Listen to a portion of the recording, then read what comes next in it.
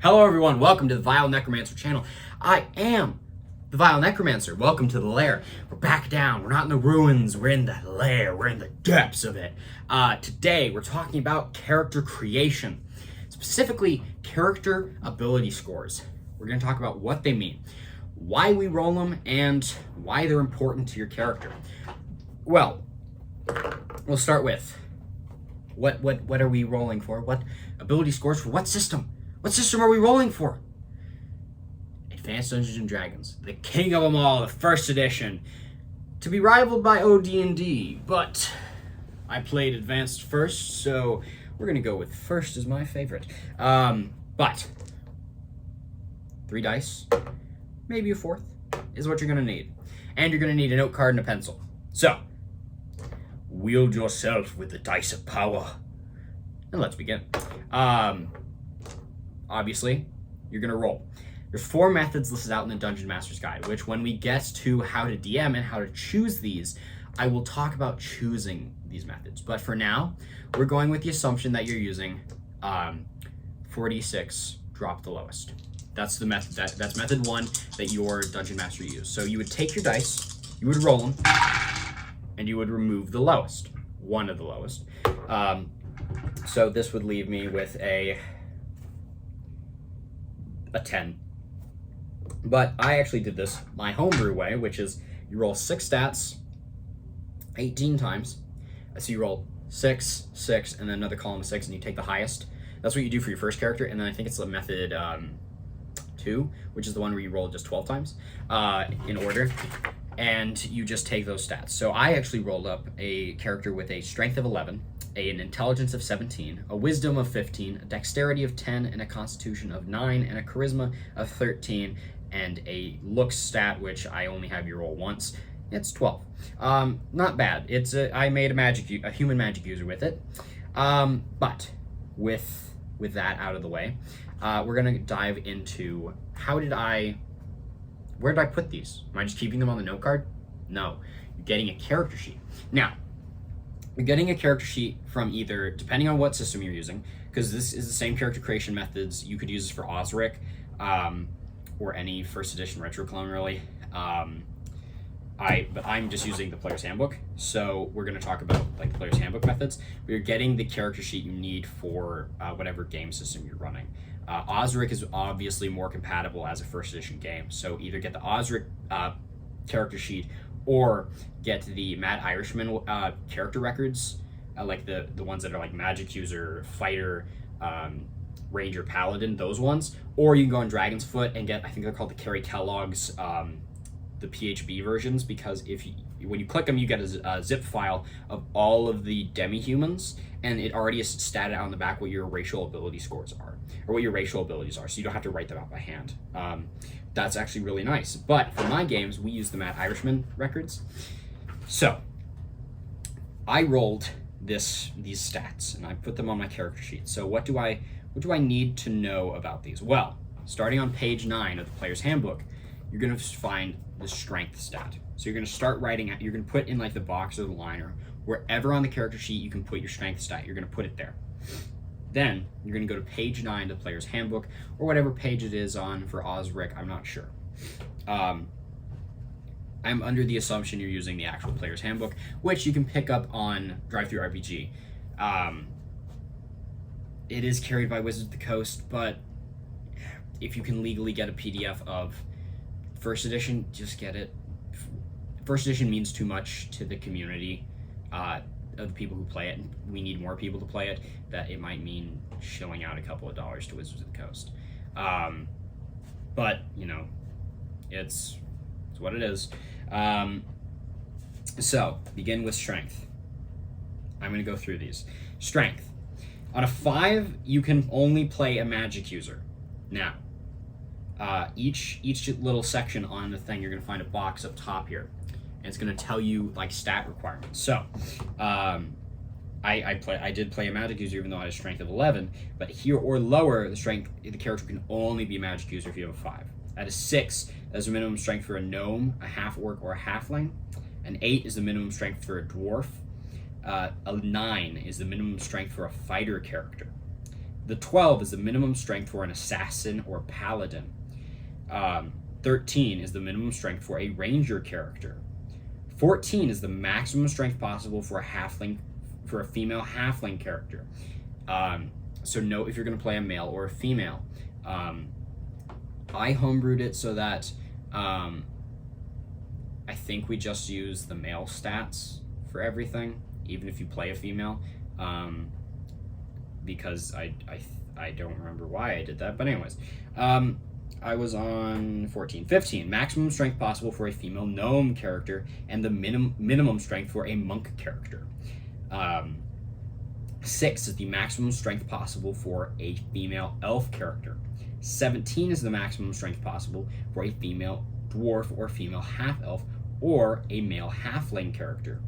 18 is the maximum strength possible for all non-fighter characters. Then you get to percentages.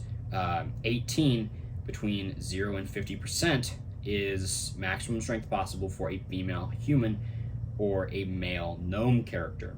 And 18, a 51 to 75% chance that you will have the maximum strength possible for a male elf or a female half-orc character. A 76 to 90 is the maximum strength possible for a male half-elf character. A 91 to 90 is the maximum strength possible for a male dwarf or a male half-orc character, and a 100% chance that you will have the maximum strength. And then 100% is the maximum strength percent for a human. Then you're going to notice right below that, Strength Table 2, Ability Adjustments, you're going to see Hit Probability, Damage Adjustments, Weight Allowance, Open Doors on A, and then Bend Bars and Lift Gates. So,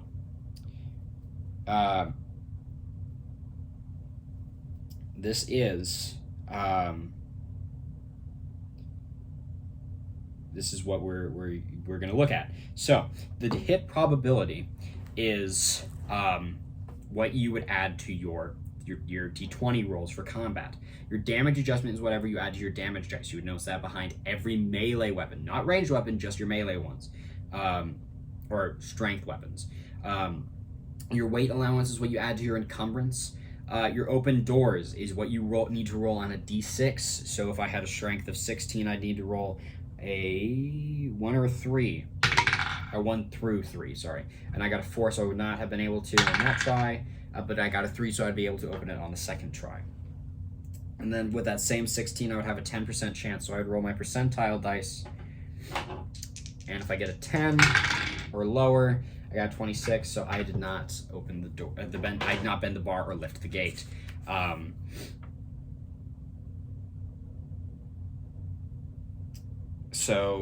And then there'll be parentheses numbers. At the bottom of that, it says the number in parentheses is the number of chances out of 6 for the fighter to be able to force open a locked, barred, magically held, or wizard lock door, but only one attempt every per door may be made.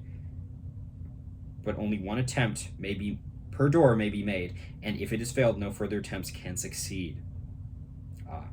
Then on the next page, you'll find a 10.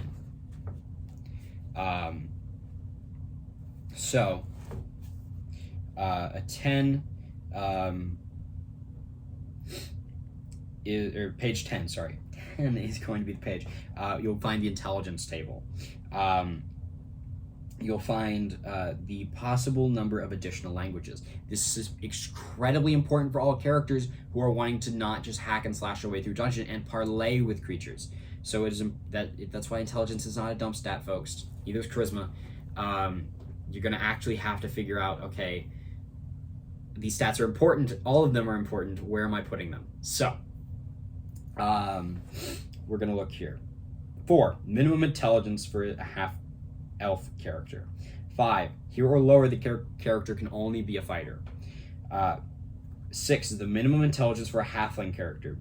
7 is the minimum intelligence for a gnome character. 8 is the minimum intelligence for a elf, for an elf character. 9 is the minimum intelligence for a paladin or magic user character. A I already said that. 10, minimum intelligence for use of 5th level magic user spells. Yes. I think, yes. I believe that's just magic user spells. It just says magic spells. And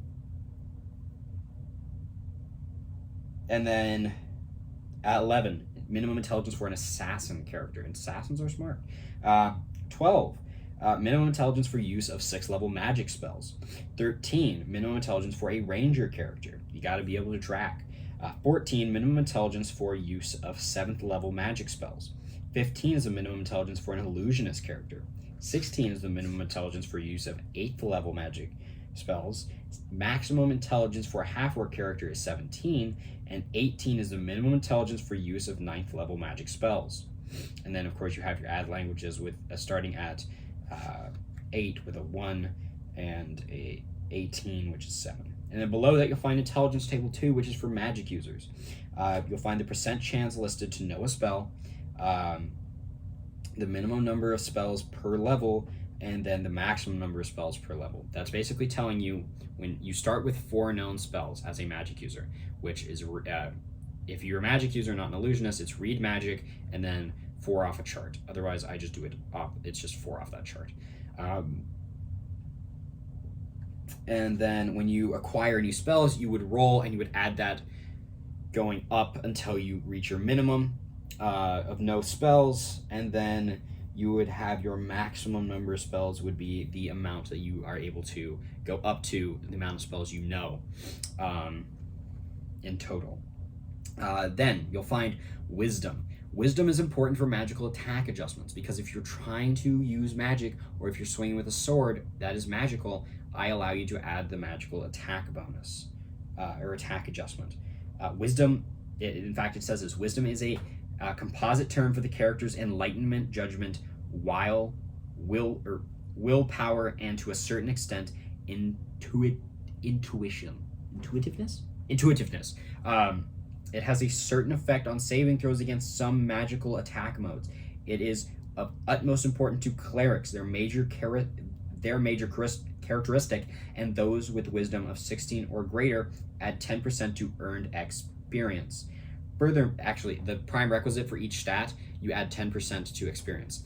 I forgot to mention that, but we'll get to that when we talk about experience and leveling. Furthermore, clerics will, with exceptional wisdom, 16 or greater, also gain bonus spells over and above the number they are normally able to use. The 2 tables which follow detail the information pertaining to the effects of wisdom. So, with a wisdom of 5, you can be only a thief. With a wisdom of 9, you meet the minimum wisdom for a cleric character. You are going to take a chance of spell failure as listed on wisdom table 2. 12 is the minimum wisdom for a druid character. 13 is the minimum wisdom for a paladin or multi-classed half-elf cleric character, or a multi-classed half-elven cleric character. 14 is the maximum wisdom for a half-orc character. Minimum wisdom for a ranger character. 15 is the minimum wisdom for a monk character. 17 is the maximum wisdom for a halfling character. The minimum wisdom for use of 6th level spells. Those are cleric spells. And 18 is the minimum wisdom for use of 7th level spells. And then below that, you'll find the table that would give you your spell bonuses and the percent chance of spell failure. And then you also notice your magical attack, which you do add to saving throws. These adjustments apply to only mental attacks, forms involving will, beguiling, charming, fear, such like that. So you would add that on there, but I also allow it to. I also allow you to add it to your what's it called? Magical attacks for rolling, which you don't often need to do, but sometimes you do. So you add your fighter's magical sword, get to add there to hit bonus. That's not an official rule, but you know.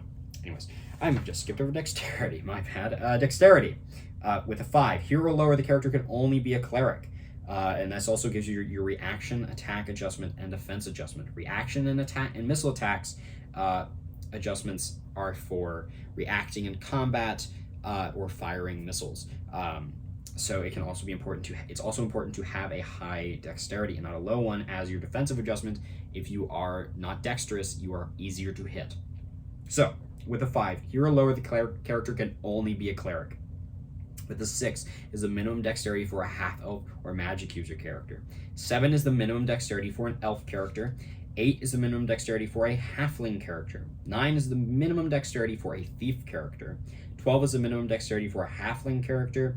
14 is the maximum dexterity for a half-orc character. 15 is the minimum dexterity for a monk character. 16 is the minimum dexterity for an illusionist character. And 17 is the maximum dexterity for a dwarf character.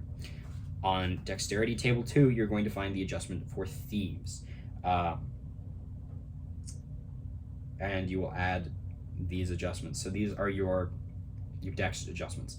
So you get picking pockets, opening locks, locating or removing traps, moving silently, and hiding in shadows. When we talk about classes, we'll go more into that. Constitution. You have several different things here. You have your hit point adjustments, which when you roll your hit points, you would add or subtract that number or that amount. System shock survival applies to, actually I'll read it right here.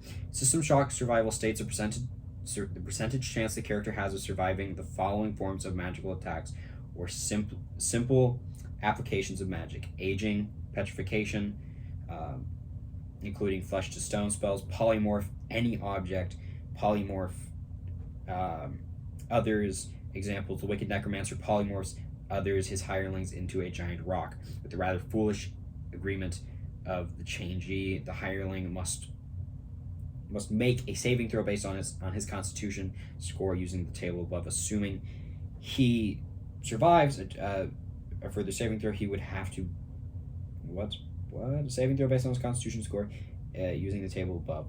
Assuming he survives, a further saving throw would have to be made if he was again polymorphed or dispelled back to the original form. The saving throw must be equal to or less than the percentage shown. So it's like magic and just surviving your body going through these harsh transitions. And then resurrection survival obviously shows the percent chance that the character has of being successfully raised from the dead or resurrected by a cleric. So, with a 5, hero lower, the character can only be an illusionist. 6, minimum constitution for a elf or half-elf character. 7 is the minimum constitution for a fighter character.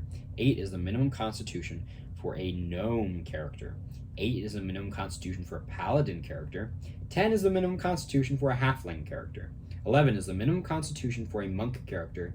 12 is the minimum constitution for a dwarf character. 13 is the minimum constitution for a half-orc character. And 14 is the minimum constitution for a ranger character. Past 14, you start getting your hit point adjustments, all the way up to 18, where you have 99% system shock survival and 100% resurrection survival rate. Bonuses, yes, and then the bonuses in parentheses only apply to fighters. So, yeah. Anyways, charisma. Charisma is like your ability to, since on the sheets it has a look stat, it's not your physical attractiveness, it's just your way to talk. Even though you might look terrible, you might just have a way of presenting yourself in a manner that, through speech, that you are able to get people to listen to you. 5, hero lower, the character can only be an assassin. 8 is the minimum charisma for an elf character. 12 is the maximum charisma for a half-orc character. 15 is the minimum charisma for a druid character. 16 is the maximum charisma for a dwarf character. And 17 is the minimum charisma for a paladin character.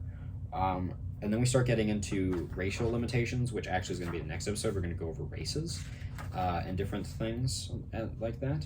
And then we'll get into actually talking about classes and equipment.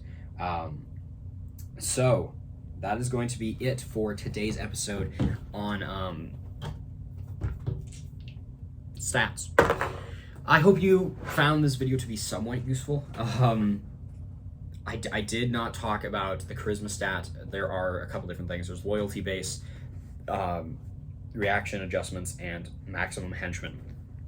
Maximum henchmen is not the amount of henchmen you can have in a stronghold, is the a maximum amount of henchmen you can take while on an adventure, or be under your control while on an adventure. Loyalty base obviously is while you're not adventuring, what are they doing? When you have a keep, are they keeping your secrets, or is someone a spy possibly? And then your reaction adjustment is morale. So when you roll, I think it's a D20, you add your, no, it's just a percentage. You would add the percentage to it. So my magic user had a +5. When I roll this, let's say he says you need to get above a 50 for him to stay. Okay, or yeah. So I would add +5 to that, and I got an 84 + 5 would be 89. So he would definitely stay. So that is the statistics episode. I hope you enjoyed hearing me rattle off on a little bit about statistics. I'm gonna try to keep these videos I'm not gonna keep them anywhere. They're gonna stay up. I'm gonna try to just like keep them shorter, a little bit shorter than I would if I was rambling on about something else. But I do need to get all the information out there. So with that, I think we are going to take the end of this episode. Please like, comment, share, subscribe, and yeah, that's it. I guess that's peace out, folks. Ciao.